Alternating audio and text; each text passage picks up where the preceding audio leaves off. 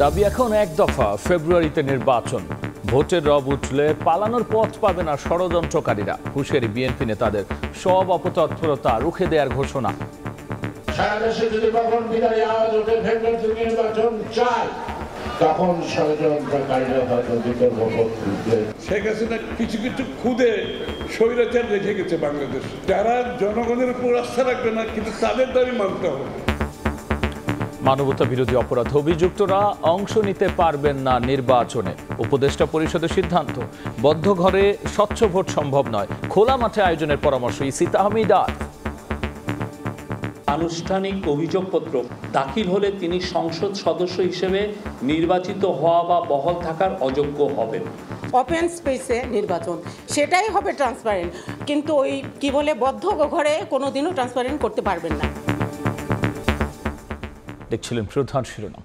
রাতের সময় সঙ্গে আছি আমি গোলাম রাব্বি। এবার অন্যান্য শীর্ষ সংবাদ। গ্রেনেড হামলা মামলায় তারেক সহ সব আসামির খালাস, পুনঃতদন্তের আদেশ বাতিল, সংক্ষিপ্ত রায় প্রকাশ।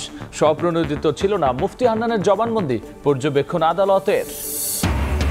তারেক রহমান চাইলে দেশে ফেরার বিষয়ে সহযোগিতা করবে সরকার, জানালেন পররাষ্ট্র উপদেষ্টা। বললেন, ভারত বাংলাদেশ সম্পর্ক উন্নয়নে বাধা নেই।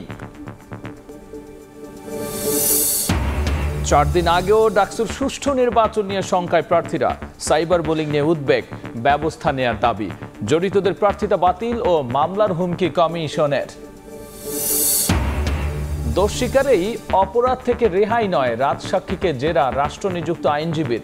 শেখ হাসিনা জয়ের বিরুদ্ধে ইন্টারপোলে রেড নোটিশ জারির আবেদন দুদকের। এবং দুর্নীতি নিয়ন্ত্রণ এলেও পুরোপুরি বন্ধ হয়নি, বলছে টিআইবি। পাচার হওয়া অর্থ ফেরাতে সংশ্লিষ্ট দেশগুলোর সঙ্গে সমন্বয়ের পরামর্শ।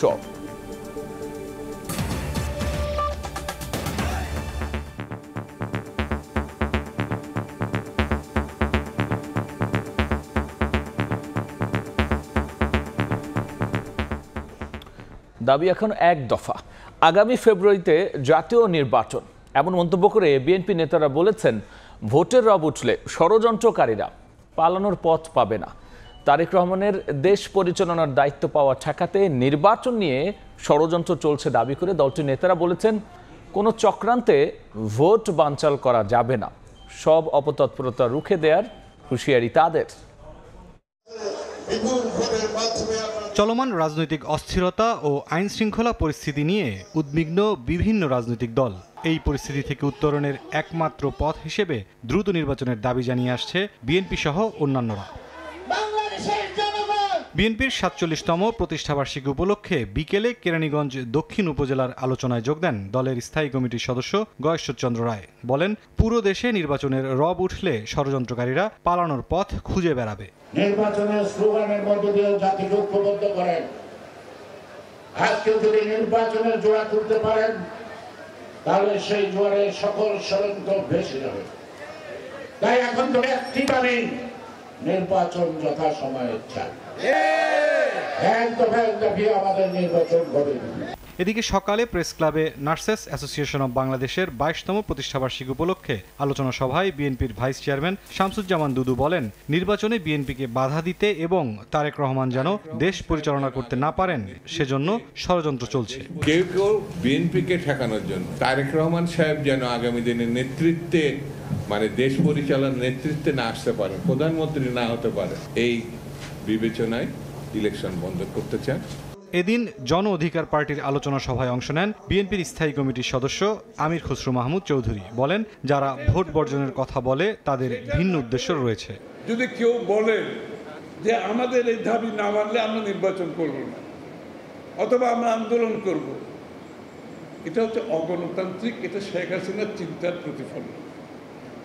এটা থেকে বোঝা যায় শেখ হাসিনা কিছু কিছু খুদে স্বৈরাচার রেখে গেছে বাংলাদেশ, যারা জনগণের উপর আস্থা রাখবে না, কিন্তু তাদের দাবি মানতে হবে। এদিন প্রেস ক্লাবের সামনের প্রতিবাদ সভায় বাংলাদেশের বিপ্লবী ওয়ার্কার্স পার্টির সাধারণ সম্পাদক সাইফুল হক বলেন, অভ্যুত্থানের কোনো শক্তি নির্বাচন বানচালের চেষ্টা করছে কিনা তা খতিয়ে দেখা উচিত। মুরসালিন হক জুনায়েদ, সময় সংবাদ, ঢাকা। 21শে আগস্ট গ্রেনেড হামলা মামলায় তারেক রহমান, লুৎফুজ্জামান বাবর সহ সব আসামির খালাসের রায় বহাল রেখেছেন আপিল বিভাগ। একই সঙ্গে স্বরাষ্ট্র মন্ত্রণালয়কে পুনঃতদন্তের নির্দেশ দিয়ে হাইকোর্টের দেয়া আদেশ বাতিল করা হয়েছে। রায়ের পর্যবেক্ষণে বলা হয়, মুফতি হান্নান সহ 12 আসামির স্বীকারোক্তিমূলক জবানবন্দি স্বপ্রণোদিত ছিল না। বিকেলে প্রকাশ করা হয় সংক্ষিপ্ত রায়।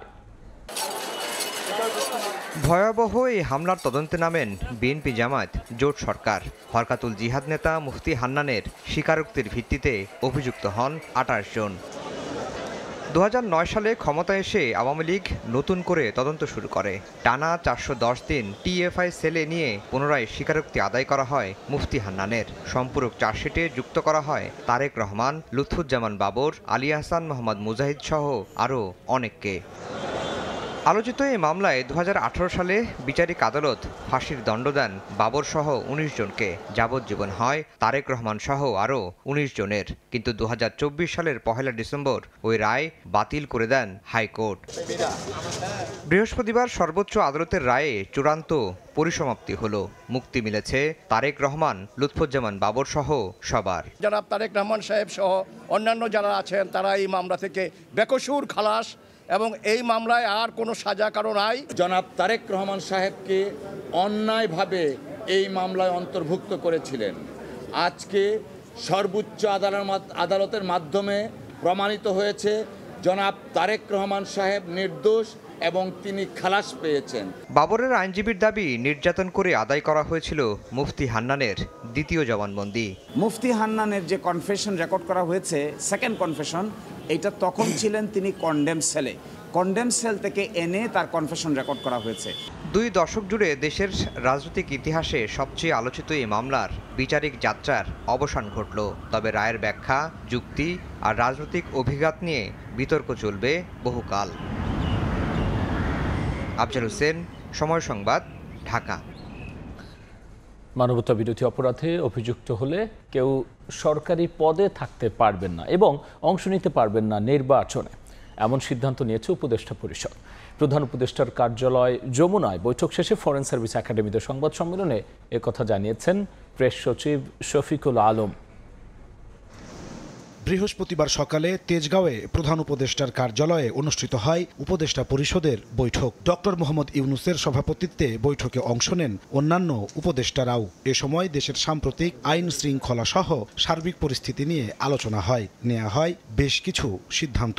বরাবরের মতোই পরে ফরেন সার্ভিস একাডেমিতে বৈঠকের বিস্তারিত জানাতে সংবাদ সম্মেলনের আয়োজন করে প্রধান উপদেষ্টার প্রেস উইং। প্রেস সচিব জানান, মানবতা বিরোধী অপরাধে অভিযুক্ত হলে কেউ সরকারি পদে থাকতে পারবে না, অংশ নিতে পারবেন না নির্বাচনে।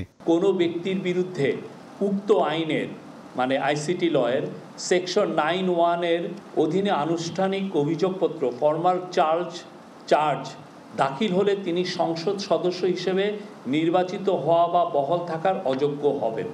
এদিন টেলিকমিউনিকেশনস নেটওয়ার্ক ও লাইসেন্স নীতিমালা 2025-এর চূড়ান্ত অনুমোদন দিয়েছে উপদেষ্টা পরিষদ। প্রধান উপদেষ্টার বিশেষ সহকারী ফয়েজ আহমেদ তৈয়ব জানান, নতুন নীতিমালায় নিশ্চিত হবে উন্নত সেবা। এই আইনের মাধ্যমে বাংলাদেশের টেলিযোগাযোগ খাতে যারা ব্যবসা করেন তাদেরকে সার্ভিস কোয়ালিটি অফ সার্ভিস অর্থাৎ সেবা মানের নিশ্চয়তা এবং সেবার যে কাভারেজ তার নিশ্চয়তার ভিতরে আনা হয়েছে। এই নীতিমালার কারণে টেলিকমিউনিকেশনস খাতে মধ্যস্বত্বভোগীদের দৌরাত্ম্য কমবে বলেও জানান ফয়েজ আহমেদ তৈয়ব। প্রতিযোগিতামূলক। নাজমুস সালেহি, সময় সংবাদ, ঢাকা। বিএনপির ভারপ্রাপ্ত চেয়ারম্যান তারেক রহমানের দেশে ফিরতে সহযোগিতার প্রয়োজন হলে সরকার পাশে থাকবে বলে জানিয়েছেন পররাষ্ট্র উপদেষ্টা। সন্ধ্যায় পররাষ্ট্র মন্ত্রণালয়ে সাংবাদিকদের প্রশ্নের জবাবে কথা জানিয়েছেন মোহাম্মদ তৌহিদ হোসেন। কোনো দেশ নির্বাচনে হস্তক্ষেপের চেষ্টা করছে এমন মন্তব্য সরকারের কাছে নেই বলেও জান পররাষ্ট্র উপদেষ্টা। বলেন, ভারত বাংলাদেশ সম্পর্ক উন্নয়নে বাধা নেই। 21শে আগস্ট গ্রেনেড হামলা মামলায় আপিল বিভাগ থেকে খালাস পাওয়ার মধ্য দিয়ে সব ধরনের মামলার দাগ থেকে মুক্ত হলেন বিএনপির ভারপ্রাপ্ত চেয়ারম্যান তারেক রহমান। এরই মধ্যে তার দেশে ফেরার বিষয়ে নানা মহলে শুরু হয়েছে আলোচনা। বৃহস্পতিবার সন্ধ্যায় পররাষ্ট্র মন্ত্রণালয়ে সাংবাদিকদের প্রশ্নের জবাবে তারেক রহমানের দেশে ফেরা নিয়ে কথা বলেন পররাষ্ট্র উপদেষ্টাও। তিনি বলেন, বিএনপির ভারপ্রাপ্ত চেয়ারম্যানের দেশে ফেরার বিষয়ে পররাষ্ট্র মন্ত্রণালয় নিজ থেকে কোনো উদ্যোগ নেবে না, তবে তিনি চাইলে সহযোগিতা করবে সরকার। কখন আসবেন সেটা সিদ্ধান্ত কিন্তু ওনার। আসার জন্য উনি এই দেশের নাগরিক, উনি আসতে পারেন যে কোনো সময়। আসার জন্য যদি তার ট্রাভেল ডকুমেন্টস নিয়ে কোনো সমস্যা থাকে সেটা আমরা সমাধান করব। উনি যদি আসবেন, যখন আসতে চাইবেন, তখন তো তার পাসপোর্ট বা ট্রাভেল ডকুমেন্ট যেটাই দেওয়ার সেটা আমরা দিতে পারবো। কোনো দেশ নির্বাচনে হস্তক্ষেপের চেষ্টা করছে এমন তথ্য সরকারের কাছে নেই জানিয়ে পররাষ্ট্র উপদেষ্টা বলেন, অংশগ্রহণমূলক নির্বাচন নিয়ে বন্ধু রাষ্ট্রগুলোর অবস্থান এখনো পরিষ্কার না। তবে ইউরোপীয় ইউনিয়নের একটি প্রতিনিধি দল প্রাক নির্বাচনী পর্যবেক্ষণ শেষ করেছেন বলে জানান তিনি। আমার কাছে তো কোনো তথ্য নেই যে কোনো দেশ এখানে থাবা বসানোর চেষ্টা করেছে। ভেতরে যদি কারো কিছু থেকে থাকে সেটা তো তথ্য আমার কাছে পৌঁছে নেই। ইইউ থেকে প্রাক নির্বাচনী একটি দল এসে ঘুরে গেছে। নির্বাচন তো এখনো বেশ দেরি আছে। আমরা জানি যে এগুলি ফাইনালাইজ হয় আসলে একেবারেই কয়েকদিন আগে পর্যন্ত। এটা নির্বাচন কমিশনের বিষয় এবং যারা নির্বাচন কন্ডাক্ট করবেন, সহায়তা করবেন তাদের বিষয়। মালয়েশিয়ায় উদ্ভূত কমিশন কাজ করছে বলেও জানান তৌহিদ হোসেন। বিশ্বে বাংলাদেশের ভাবমূর্তি অক্ষুণ্ণ রাখতে সবাইকে সহযোগিতার আহ্বান জানান উপদেষ্টা। এদিকে ভারত বাংলাদেশ সম্পর্ক উন্নয়নে বাধা নেই উল্লেখ করে পররাষ্ট্র উপদেষ্টা বলেন, দুই পক্ষ একমত হলে ঢাকা নয়াদিল্লি সম্পর্ক অগ্রসর হবে। যদি দুই পক্ষ একমত হয় কোনো বিষয়ে তাহলে নিশ্চয়ই আগাবে। দিন মোহাম্মদ সাব্বির, সময় সংবাদ, ঢাকা। বদ্ধ ঘরে স্বচ্ছ ভোট সম্ভব নয় বলেন নির্বাচন কমিশনার তাহমিদ আহমেদ। এজন্য খোলা মাঠে ভোট করার পরামর্শ দিয়েছেন তিনি। গণমাধ্যম নীতিমালা নিয়ে সাংবাদিকদের সঙ্গে মতবিনিময় সভায় একথা বলেছেন ইসি তাহমিদা। কমিশন সহ সবাই আস্থার সংকটে রয়েছে উল্লেখ করে আস্থা পুনরুদ্ধারে সবাইকে সঠিকভাবে দায়িত্ব পালনের আহ্বান জানান নির্বাচন কমিশনাররা। ভোটের দিন সাংবাদিকরা কি করতে পারবেন আর কি করতে পারবেন না এমন বেশ কিছু বিধান রেখে নির্বাচনী সংবাদ সংগ্রহে গণমাধ্যম কর্মীদের জন্য নীতিমালা প্রণয়ন করেছে নির্বাচন কমিশন। তবে এই নীতিমালা গণমাধ্যম কর্মীদের অবাধ বিচরণে কোথাও কোথাও বাধা সৃষ্টি করতে পারে এমন শঙ্কা থেকে গত মাসে প্রধান নির্বাচন কমিশনারের কাছে স্মারকলিপি সহ সংশোধনীর প্রস্তাব দেয় ইসিবিটের সংগঠন আরএফইডি। বৃহস্পতিবার গণমাধ্যম নীতিমালা নিয়ে সাংবাদিকদের সঙ্গে মত বিনিময় করে কমিশন। অনুষ্ঠানে যোগ দেন 4 কমিশনার সহ ইসি সচিব। প্রিজাইডিং কর্মকর্তাকে অবহিত করে সংবাদ ও ছবি সংগ্রহের বিধান রাখছে, যা স্বাধীন সাংবাদিকতার পরিপন্থী। প্রিজাইডিং কর্মকর্তা নিজেরাই নির্বাচনী অপরাধে যুক্ত থাকেন। পরে কমিশনাররা সবাইকে যথাযথ দায়িত্ব পালনের আহ্বান জানিয়ে স্বচ্ছ ভোটের জন্য গণমাধ্যমের ভূমিকা খুবই জরুরি বলে মত দেন। কোনো অন্যায় প্রশ্রয় দিব না, ইনশাআল্লাহ ভুল হতে পারে, অন্যায় কোনো প্রশ্রয় হবে না। কাজে আপনাদের সহযোগিতা চাই। আমি আপনি আপনারা সবাই মিলে কেউ কিন্তু আস্থার জায়গায় নাই। আমি আস্থার জায়গায় আসি, আমি দাবি করি না। বাস্তবতার নিরিখে যার যার অবস্থান থেকে যাতে আমরা একটা ভালো নির্বাচন করতে পারি। ভোট স্বচ্ছ করতে হলে খোলা মাঠে ভোট করতে হবে বলে মনে করেন নির্বাচন কমিশনার তাহমিদা আহমেদ। ওপেন স্পেসে নির্বাচন, সেটাই হবে ট্রান্সপারেন্ট। কিন্তু ওই কি বলে বদ্ধ ঘরে কোনোদিনও ট্রান্সপারেন্ট করতে পারবেন না। আর এত সাংবাদিককে একসাথে অ্যাকোমোডেট করাও যাবে না, আপনাদের মনও আমরা তুষ্ট করতে পারবো না। সুষ্ঠু নির্বাচন করতে গণমাধ্যম নীতিমালায় সাংবাদিকদের অবাধ বিচরণের জন্য যা যা করা দরকার তাই করা হবে বলেও জানান নাসিরউদ্দিন কমিশন। কাউসার চৌধুরী কুমু, সময় সংবাদ, ঢাকা। এবার ছাত্র সংসদ নির্বাচনের খবর।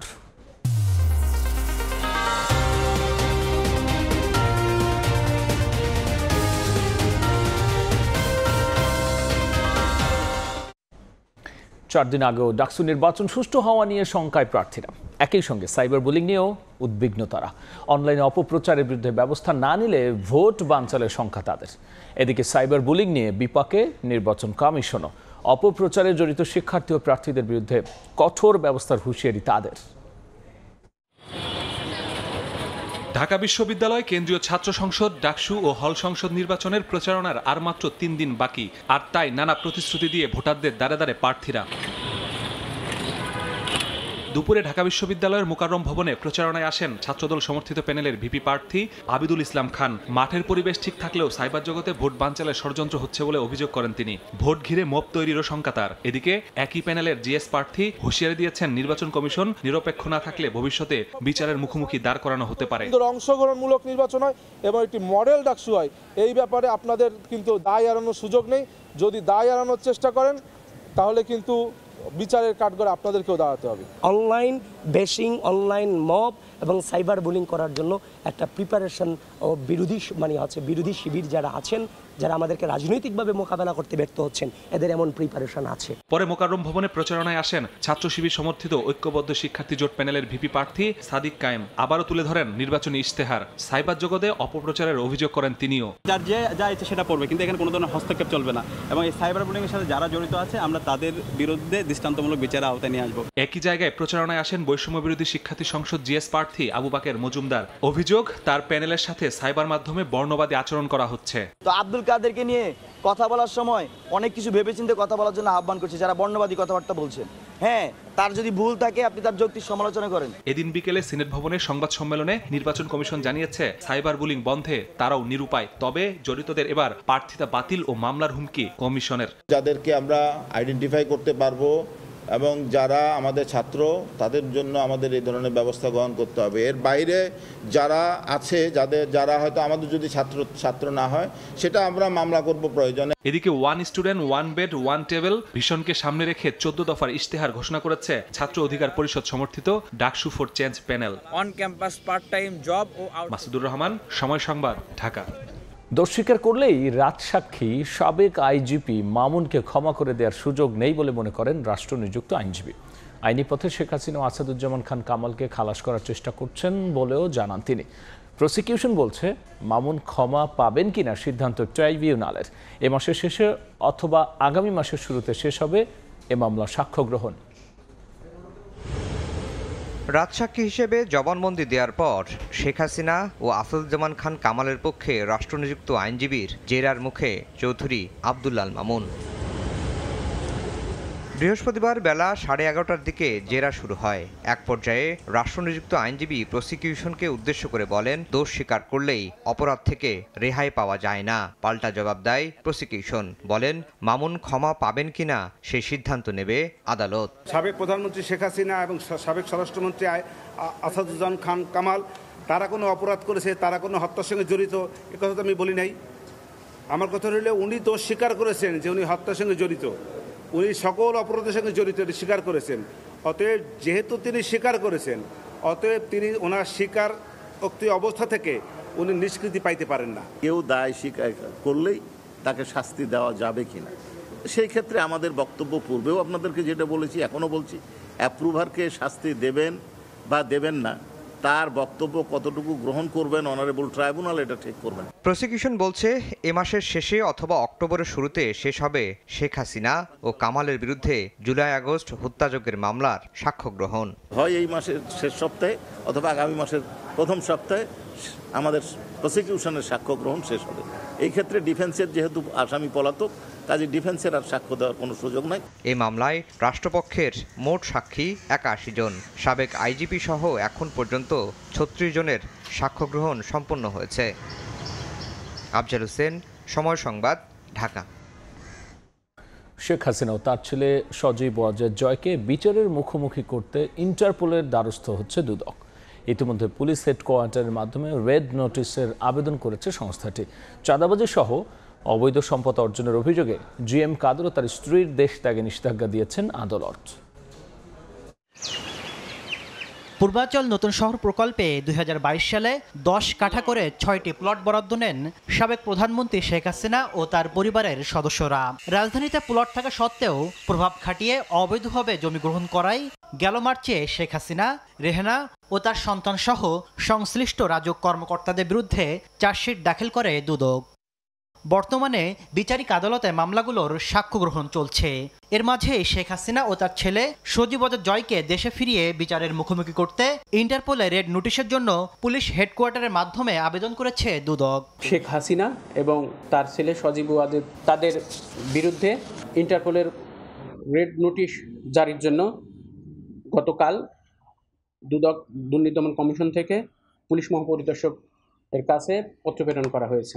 এদিকে চাঁদাবাজি, মনোনয়ন বাণিজ্য ও দলীয় ফান্ডের টাকা আত্মসাৎ সহ অবৈধ সম্পদ অর্জনের অভিযোগে জাতীয় পার্টির চেয়ারম্যান জিএম কাদের ও তার স্ত্রী শেরিফা কাদেরের দেশ থেকে নিষেধাজ্ঞা দিয়েছেন বিচারিক আদালত। জাতীয় পার্টির চেয়ারম্যান জিএম কাদের এবং তার স্ত্রী শেরিফা কাদেরের বিদেশ যাত্রায় দুদকের আবেদনের প্রেক্ষিতে বিজ্ঞ আদালত তাদের বিদেশ যাত্রায় নিষেধাজ্ঞা দিয়েছেন। এদিন চট্টগ্রাম 4 আসনের সাবেক এমপি দিদারুল আলম ও তার স্ত্রীর বিরুদ্ধে 948 কোটি টাকার সন্দেহজনক লেনদেন ও 15 কোটি টাকার অবৈধ সম্পদ অর্জনের অভিযোগে মামলা করেছে দুদক।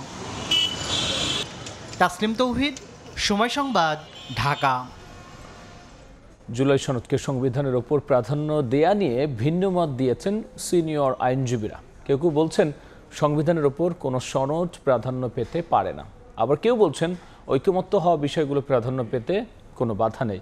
তবে জুলাই সনদ নিয়ে কোনো আদালতে প্রশ্ন তোলা যাবে না, অঙ্গীকারনামায় এমন বিধান রাখা না রাখার প্রয়োজনীয়তা দেখছেন না কোনো আইনজীবী। আফজাল হোসেনের রিপোর্ট। রাজনৈতিক দলগুলোর মতভিন্নতার কারণে আটকে আছে জুলাই জাতীয় সনদ। নতুন করে আবার আলোচনায় বসতে যাচ্ছে জাতীয় ঐকমত্য কমিশন। একদিকে মৌলিক 1 ডজনেরও বেশি বিষয়ে নোট অব ডিসেন্ট, অন্যদিকে সংস্কার প্রস্তাব বাস্তবায়ন ও জুলাই সনদকে আইনি ভিত্তি দেয়া নিয়ে অনৈক্য। সব মিলিয়ে শঙ্কার মধ্যে পড়েছে সনদ বাস্তবায়ন। জুলাই সনদকে সংবিধানের উপরে প্রাধান্য দেয়া, সনদের ব্যাখ্যার ক্ষমতা আপিল বিভাগের হাতে ন্যস্ত করা এবং জুলাই সনদের কোনো বিধান নিয়ে আদালতে প্রশ্ন তোলা যাবে না, বাস্তবায়নের অঙ্গীকারনামায় এই 3টি বিষয় নিয়েই মূলত মতভিন্নতা। এ বিষয়ে বিভিন্ন মতের সিনিয়র আইনজীবীদের সঙ্গে কথা বলে 2টি বিষয়ে কাছাকাছি মত পাওয়া গেছে। তবে মতের ভিন্নতা রয়েছে সনদকে সংবিধানের উপরে প্রাধান্য দেয়া না দেয়া নিয়ে। আমি মনে করি সেটা কারো সিনিয়র 2জন আইনজীবী বলছেন সংবিধানের উপর কোনো কিছুই প্রাধান্য পেতে পারে না, এ ধরনের প্রস্তাব বাস্তবায়নযোগ্য নয়। রাজনৈতিক দলগুলোর লিখিত একটা রাজনৈতিক দলিল দেশের একটা সংবিধানের উপরে প্রাধান্য পাবে, এটি নিশ্চয়ই কারো প্রত্যাশিত ছিল না এবং আমার মনে করি সেটা কখনো বাস্তবায়নযোগ্য হবে না। সংবিধানের উপরে অন্য কোনো সনদ বা ডিক্লারেশন, আইন, বিধি, অর্ডিন্যান্স কোনো কিছু যেতে পারে না। তাদের সঙ্গে একমত নন এই 2জন আইনজীবী। তারা বলছেন অতীতে এরকম বহু নজির রয়েছে, রাজনৈতিক সমঝোতা হলে সব সম্ভব। জুলাই সনদ একটা গণ অভ্যুত্থানের ফল। অতীতেও আমাদের দেশে সংবিধানের উপরে অনেক কিছুকেই প্রাধান্য দেওয়া হয়েছে, সকল বিষয় নয়, ওই সমস্ত বিষয় যে সমস্ত বিষয় সাংঘর্ষিক। মার্শাল লর মাধ্যমে যদি এটা করা যায়, অভ্যুত্থানের উপরে করা যাবে না কেন? গত 16 বছর আমরা দেখেছি না সেই কনস্টিটিউশনের প্রভিশনগুলো কিভাবে দলিত মথিত হয়েছে, কেউ তো তখন কথা বলেনি। সুতরাং কনস্টিটিউশনের উপরে স্থান দেওয়া না দেওয়া এটা ওনারা বিজ্ঞজনরা বুঝবেন। দ্রুততম সময় এটা শেষ করেন, করে বাকি যে প্রায়োরিটিগুলো আছে সেটা করেন, না হলে রাষ্ট্র হিসাবে আমরা বিপদগ্রস্ত হয়ে যাব। যদিও জুলাই সনদ নিয়ে কোনো আদালতে প্রশ্ন তোলা যাবে না এমন বিধান রাখা না রাখার কোনো প্রয়োজনীয়তাই দেখছেন না 4জন আইনজীবী। যেখানে প্রশ্ন তোলা যাবে না, যে সমস্ত আইনে বলা থাকে সেখানেই কিন্তু প্রশ্ন তোলার সুযোগটা বেশি তৈরি হয়। আদালত মনে করে যে যেহেতু প্রশ্ন তোলা যাবে না, সুতরাং আমাদের এই প্রশ্নের সমাধান করতে হবে যে প্রকৃতপক্ষে এই কাজটি এক্সিকিউটিভ কিংবা নির্বাহী বিভাগ কিংবা বিচার বিভাগ সঠিকভাবে করেছে কিনা। বলেছে আগে যে সমস্ত জায়গায়, সেগুলো আদালতে চ্যালেঞ্জ হয়েছে এবং বাতিলও হয়েছে। ফলে এখানে আদালতে চ্যালেঞ্জ করা যাবে না, এটা বলা না বলার মধ্যে কোনো পার্থক্য আছে বলে আমি মনে করি না। সুপ্রিম কোর্টের যে ইনহেরেন্ট পাওয়ার, সেই পাওয়ারে কেউ কখনো কিছু চ্যালেঞ্জ করতে চাইলে সে চ্যালেঞ্জ করতে পারবে। আপনি যে ইনডেমনিটি দেন না কেন, ওই ইনডেমনিটি অর্ডিন্যান্সটাও চ্যালেঞ্জ করতে পারবে। জুলাই সনদ আপনি যদি এই সংবিধানে দেন, সেটাও চ্যালেঞ্জ করতে পারবে। যে কোনো ব্যক্তির সাংবিধানিক আদালতে যে কোনো আইন, সাংবিধানিক কোনো বিধান, কোনো বিধি, কোনো আইন, কোনো অর্ডিন্যান্স সব কটাকেই চ্যালেঞ্জ করা যায়। আগামী 15 সেপ্টেম্বরের মধ্যে জুলাই জাতীয় সনদ চূড়ান্ত করতে চায় জাতীয় ঐকমত্য কমিশন। আফজাল হোসেন, সময় সংবাদ। পাচার হওয়া অর্থ ফিরিয়ে আনতে সংশ্লিষ্ট দেশের সঙ্গে সমন্বয়ের পরামর্শ দিয়েছেন ট্রান্সপারেন্সি ইন্টারন্যাশনালের চেয়ারপারসন ফ্রান্সোয়া ভ্যালেরিয়া। সকালে টিআইবির ব্রিফিংয়ে পরামর্শ দেন তিনি। সংস্থাটির নির্বাহী পরিচালক বলেছেন, গত 1 বছরে অর্থ পাচার নিয়ন্ত্রণে থাকলেও পুরোপুরি তা বন্ধ হয়নি। গণ অভ্যুত্থানে আওয়ামী সরকার পতনের পর একে একে বেরিয়ে আসে শেখ হাসিনা, তার পরিবার ও দলীয় মন্ত্রী এমপিদের অর্থ পাচারের তথ্য। দুর্নীতি দমন কমিশন বলছে, শুধু সাবেক ভূমিমন্ত্রী সাইফুজ্জামান একারই বিশ্বের 17টি দেশে 581টি ফ্ল্যাট বা বাড়ি রয়েছে। আমার 60 বিঘা আছে।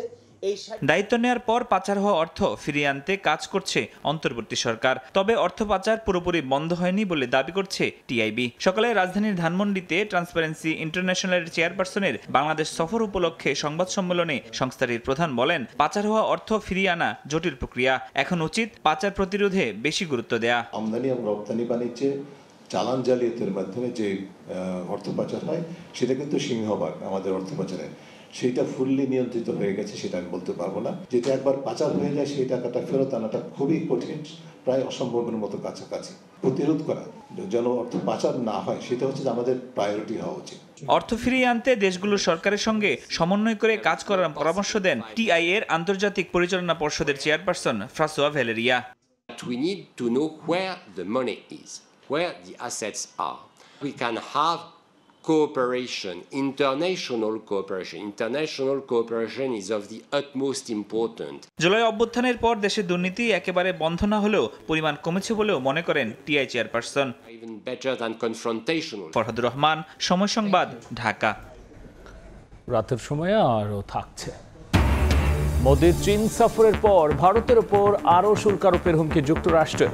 ব্যক্তিগত স্বার্থে নয়াদিল্লির সঙ্গে সম্পর্ক নষ্ট করছেন ট্রাম্প, অভিযোগ সুলিভানের। বহিরাগতদের হামলার প্রতিবাদেও জড়িতদের বিচার দাবিতে মাথায় লাল কাপড় বেঁধে মৌন মিছিল করেছেন বাংলাদেশ কৃষি বিশ্ববিদ্যালয়ের শিক্ষার্থীরা। এ সময় তারা হামলার ঘটনায় সুষ্ঠু তদন্ত ও বিচার দাবি করেছেন। এদিকে বিশ্ববিদ্যালয়ের আজকের সিন্ডিকেট সভা না হওয়ায় ক্ষোভ জানিয়েছেন শিক্ষার্থীরা। এর আগে গত 31 আগস্ট বহিরাগতদের হামলায় রক্তাক্ত হয়েছে বাংলাদেশ কৃষি বিশ্ববিদ্যালয় ক্যাম্পাস। সাংবাদিক মঞ্জুরুল আলম পান্নার জামিন শুনানির সময় এজলাসে সাংবাদিকদের উপর হামলার ঘটনা ঘটেছে। এ সময় মারধরের শিকার হয়েছেন সময় সংবাদের রিপোর্টার আসিফ মোহাম্মদ সিয়াম। দুপুরে ঢাকার মেট্রোপলিটন ম্যাজিস্ট্রেট হাসিবুল্লাহর পিয়াসের আদালতে সাংবাদিক মঞ্জুরুল আলম পান্নার জামিন শুনানিকালে হট্টগোলের এক পর্যায়ে কয়েকজন আইনজীবী গণমাধ্যম কর্মীদের উপর চড়াও হন। এ সময় সাংবাদিক আসিফ মোহাম্মদ সিয়ামকে মারধর করেন মহিউদ্দিন মাহি নামের এক আইনজীবী। হট্টগোলের মাঝে আদালত ছাড়েন ম্যাজিস্ট্রেট। সিলিন্ডার লিকেজ থেকে ছড়িয়ে পড়ে গ্যাস, পরে রান্নার জন্য চুলা জ্বালাতেই ঘটে বিস্ফোরণ।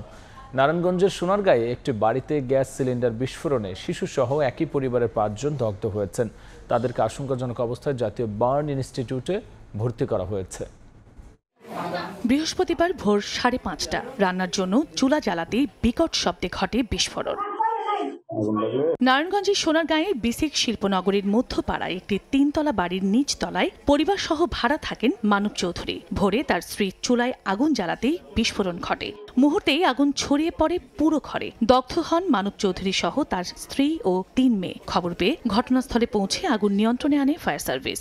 আগুন নিভাইতে বেশিক্ষণ লাগেনি, কিন্তু মানুষের চিল্লাফাল্লা কেউ আগুন নিভাইতে আয় নেই, এই কারণে হালকা একটু বাড়ছিল। তোষকের মধ্যে ধরছিল, পরে তোষক নিয়ে বাইরে ফেলাই দিছি, পরে আগুন নিভে গেছে। ওরা দগ্ধ অবস্থায় এখানে পড়ে আসছিল, তখন আমরা আইসা আগে আগুনটা নিভাই। ফায়ার সার্ভিসের প্রাথমিক ধারণা সিলিন্ডার লিকেজ থেকে এই দুর্ঘটনা। এটা সিলিন্ডার থেকে হয়েছে, যে সিলিন্ডারটা সেটা রুমের ভিতরে যেখানে বসবাস করে সেখানে রেখে তারা এটা কিন্তু রান্নাবান্নার কাজ করত। দগ্ধদের রাজধানীর জাতীয় বার্ন ও প্লাস্টিক সার্জারি ইনস্টিটিউটে নিয়ে ভর্তি করা হয়েছে। শরীরের 22 থেকে 70% পুড়ে যাওয়ায় সবার অবস্থায় আশঙ্কাজনক।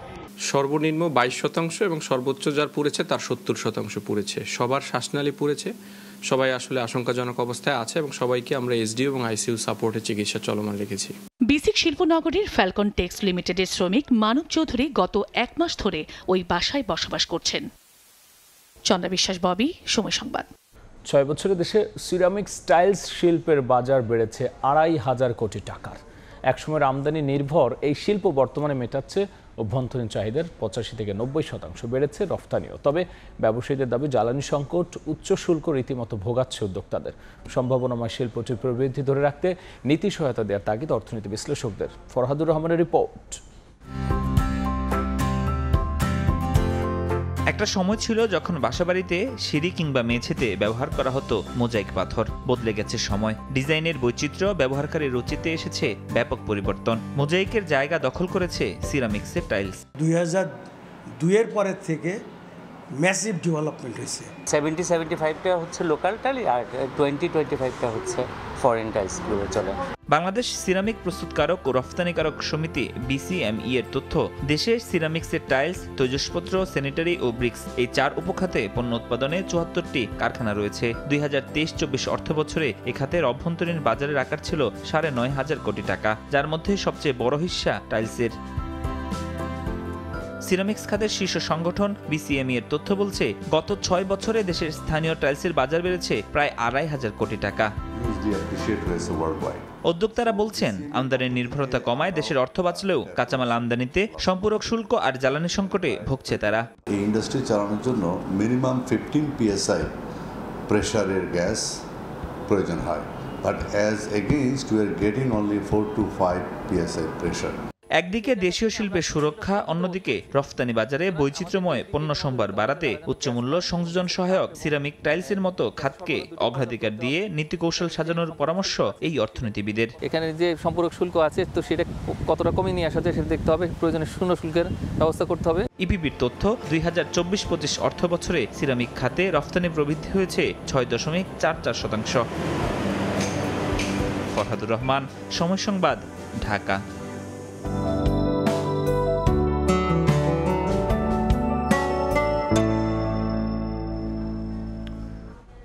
দেখে নেব এখনকার বাতাসের মানসূচক।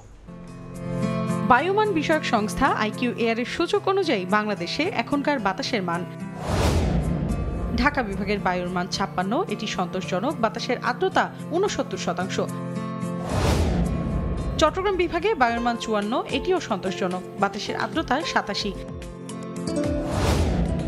রাজশাহী বিভাগে বায়ুমান 59, যা সন্তোষজনক, আর্দ্রতা 76। সিলেট বিভাগে বায়ুর মান 73, এটি সন্তোষজনক, বাতাসের আর্দ্রতা 69%। খুলনা বিভাগের বায়ুমান 62, এটিও সন্তোষজনক, বাতাসের আর্দ্রতা 86। বরিশাল বিভাগে বায়ুর মান 55, যা সন্তোষজনক, আর্দ্রতা 78। রংপুর বিভাগের বায়ুমান 62, এটি সন্তোষজনক, বাতাসের আর্দ্রতা 65। ময়মনসিংহ বিভাগের বায়ুর মান 60, এটিও সন্তোষজনক, বাতাসের আর্দ্রতা 67%। সারা দেশে বায়ুর মান সবচেয়ে ভালো চট্টগ্রামে 54 আর সবচেয়ে খারাপ সিলেটে 73। দেখুন রাতের সময় বাণিজ্যকে কেন্দ্র করে দিন দিন জটিল হচ্ছে যুক্তরাষ্ট্র ভারত সম্পর্ক।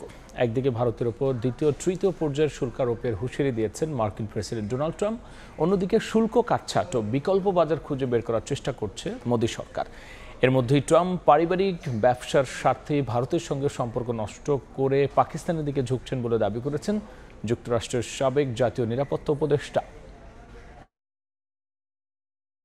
যুক্তরাষ্ট্রের সঙ্গে বাণিজ্যিক বৈরিতার মধ্যে ভারতের প্রধানমন্ত্রী নরেন্দ্র মোদীর চীন সফর বিশ্ব রাজনীতিতে নতুন এক সমীকরণের সম্ভাবনা তৈরি করেছে। এদিকে ভারতের জন্য তেল আমদানিতে বিশেষ মূল্য ছাড় দিচ্ছে রাশিয়া। এর মধ্যেই মোদী সরকারের আবারও কড়া ভাষায় সমালোচনা করেছেন মার্কিন প্রেসিডেন্ট ডোনাল্ড ট্রাম্প। এক রেডিও সাক্ষাৎকারে তিনি অভিযোগ করেন, যুক্তরাষ্ট্র ভারতের সঙ্গে খুব সামান্য ব্যবসা করলেও নয়াদিল্লি বিশাল অঙ্কের রপ্তানি করছে ওয়াশিংটনে। এর আগে হোয়াইট হাউসের এক সংবাদ সম্মেলনে ভারতের ওপর দ্বিতীয় ও তৃতীয় ধাপে শুল্ক আরোপের ইঙ্গিত দেন তিনি।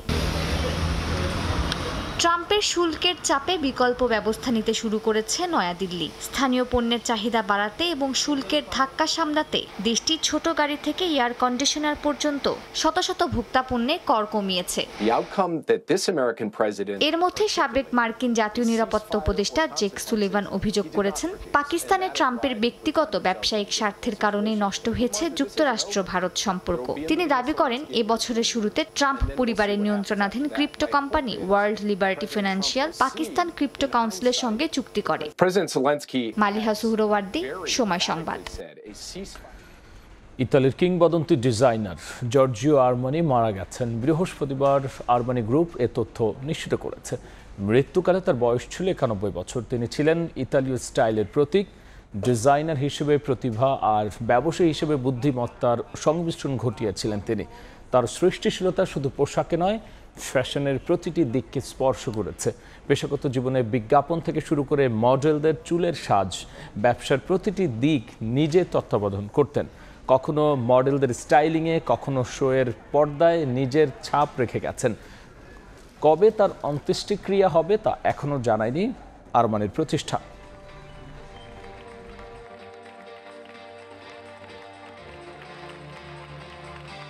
এ পর্যায়ে শীর্ষ সংবাদ জানিয়ে দিচ্ছি আরও একবার।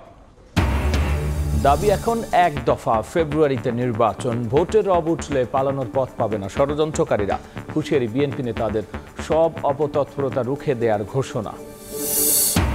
গ্রেনেড হামলা মামলায় তারেক সহ সব আসামির খালাস, পুনঃতদন্তের আদেশ বাতিল, সংক্ষিপ্ত রায় প্রকাশ। স্বপ্রণোদিত ছিল না মুফতি হান্নানের জবানবন্দি, পর্যবেক্ষণ আদালতের। এবং মানবতা বিরোধী অপরাধ অভিযুক্তরা অংশ নিতে পারবেন না নির্বাচনে, উপদেষ্টা পরিষদের সিদ্ধান্ত। বদ্ধ ঘরে স্বচ্ছ ভোট সম্ভব নয়, খোলা মাঠে আয়োজনের পরামর্শ ইসি তাওমিদার।